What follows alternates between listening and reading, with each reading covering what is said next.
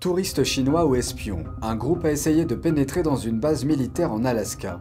Une voiture a franchi le poste de contrôle de sécurité de la base. Les Chinois qui se trouvaient à bord du véhicule se sont présentés comme des touristes égarés. Un sénateur de l'Alaska estime qu'il s'agit d'un nouvel avertissement. Il qualifie la période actuelle d'ère d'agression menée par des dictateurs chinois et russes. Cet événement survient après l'épisode du ballon espion chinois qui a pénétré aux États-Unis depuis l'Alaska. Que pensez-vous de ces événements? Faites-le nous savoir ci-dessous et abonnez-vous si vous ne l'avez pas encore fait.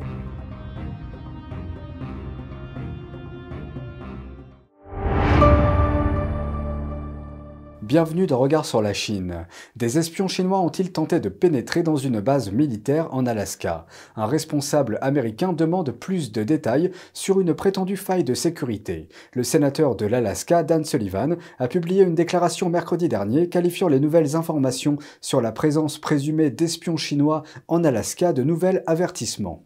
Il a déclaré, je cite, « Nous sommes dans une nouvelle ère d'agression autoritaire menée par des dictateurs en Chine et en Russie. » Son commentaire fait suite à un reportage publié par USA Today. Citant des soldats anonymes, le reportage indique qu'un véhicule transportant des Chinois a franchi en trombe le point de contrôle de sécurité d'une installation militaire en Alaska. Les soldats ont arrêté le véhicule et ont trouvé un drone à l'intérieur. Les Chinois à bord du véhicule ont affirmé qu'ils étaient des touristes qui s'étaient perdus. NTD a contacté le Pentagone pour confirmer l'incident. La porte-parole du département de la Défense, Susan Goff, a répondu ceci par courriel. La possibilité d'une intrusion ou d'une surveillance de nos installations est toujours une préoccupation. Elle a ajouté qu'elle travaillait avec les forces de l'ordre locales, nationales et fédérales, ainsi qu'avec ses alliés et partenaires, afin de protéger les bases militaires américaines. Elle a ajouté qu'ils emploient également un large éventail de mesures de protection pour garantir la sécurité, ce qu'elle a qualifié de priorité absolue pour le secrétaire Austin et le secrétaire adjoint X. L'Alaska joue un rôle essentiel dans la défense des États-Unis. Dans une zone proche de la Russie, à son point le plus à l'ouest, l'État a installé des radars et des missiles pour se défendre contre les menaces nucléaires de la Russie, de la Chine et de la Corée du Nord. L'Alaska abrite également 3 grandes bases militaires, une à Anchorage et 2 près de Fairbanks. L'Alaska possède également les avions de combat les plus avancés de l'armée de l'air américaine, les F-22 et les F-35. En 2019, un étudiant chinois a été condamné à 1 an de prison pour avoir pris des photos sur une base aérienne militaire en Floride. L'étudiant, Zhao Changli, était âgé de 20 ans. Son avocat a déclaré qu'il faisait du tourisme et qu'il s'était perdu.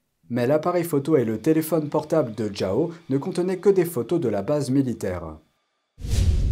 Une subvention du Pentagone de près de 14 millions de dollars a été accordée à une université américaine pour la recherche sur les missiles. Mais le programme de technologie militaire avancée de l'école est mené en collaboration avec un institut ayant des liens avec l'armée chinoise. Regardons cela.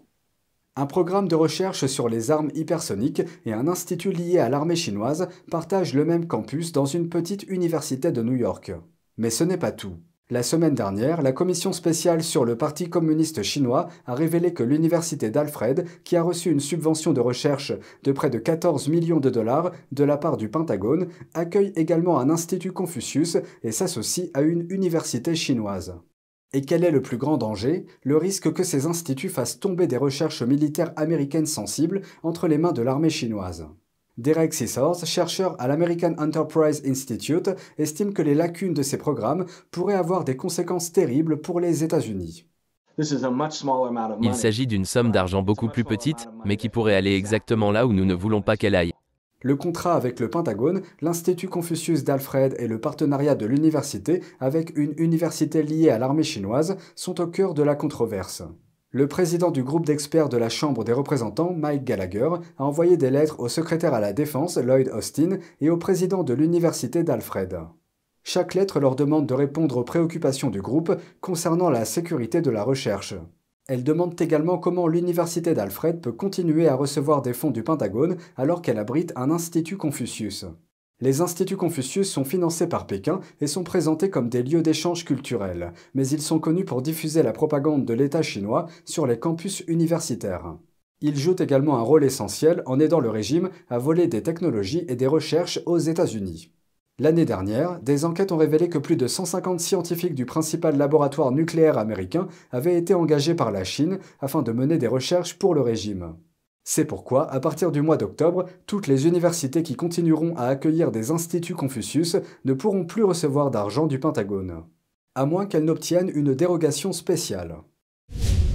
De juge estimé à ennemi de l'État, un homme de loi chinois a renoncé à sa carrière pour défendre la justice. NTD a rencontré Zhong Qinhua, ancien juge de la province du Zhejiang, dans l'est de la Chine, pour en savoir plus sur son histoire.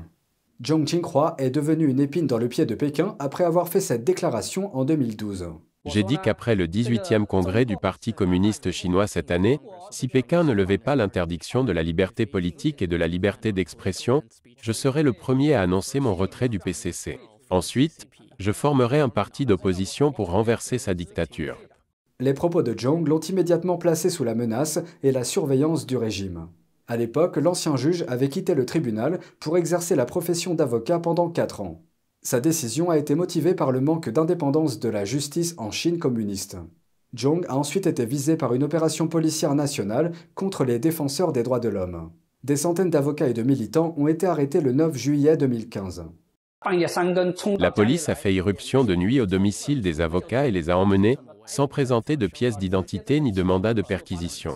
J'ai dit aux autorités que s'ils faisaient la même chose chez moi, j'agirais en légitime défense. Le jour où Zhong a publié ce contenu sur les réseaux sociaux, la police a cerné son domicile. Il a été menacé d'arrestation. Soucieux de la sécurité de sa famille, il a commencé à planifier un voyage aux États-Unis, une brève escapade loin de la répression en Chine. Quelques jours avant notre départ, un chef de la police de Shanghai m'a appelé et m'a demandé « Allez-vous aux États-Unis le 11 août ?» Il m'a dit sur un ton menaçant qu'il y avait de fortes chances que je ne puisse pas quitter le pays. Malgré les intimidations, Zhong a emmené sa famille à l'aéroport.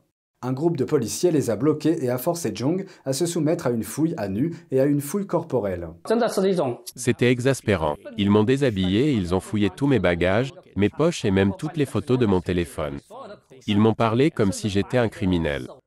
La famille a finalement été relâchée une demi-heure avant l'embarquement. Mais Zhong a déclaré qu'il ne s'attendait pas à un tel niveau d'humiliation après avoir été juge pendant 10 ans.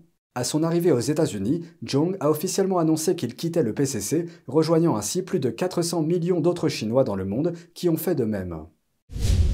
Des banderoles maculées de sang, des serviettes et des coupures de presse. Un musée présente des objets que Pékin ne veut pas que vous voyez. Un musée commémoratif a ouvert ses portes à New York vendredi dernier.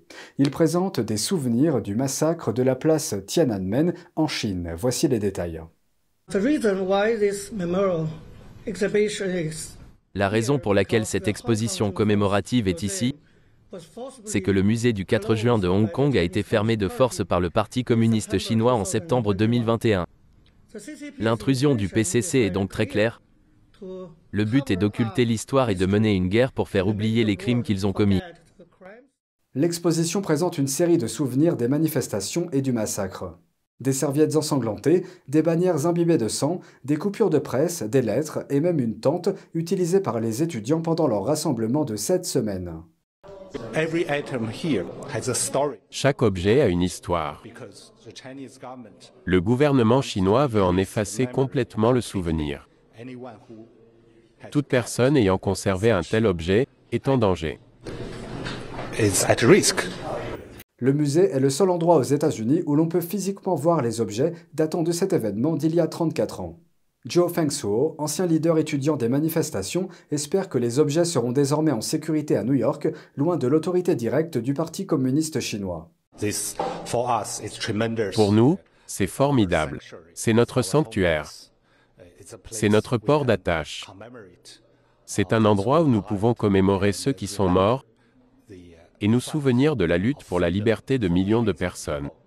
Les commémorations publiques du massacre de la place Tiananmen sont strictement interdites en Chine. Au début de l'année, les autorités de Hong Kong ont emprisonné 3 dirigeants d'un groupe qui avait organisé des veillées commémorant le massacre. C'est tout pour aujourd'hui, merci d'avoir suivi Regard sur la Chine. On se retrouve demain pour une nouvelle émission, prenez soin de vous et à bientôt.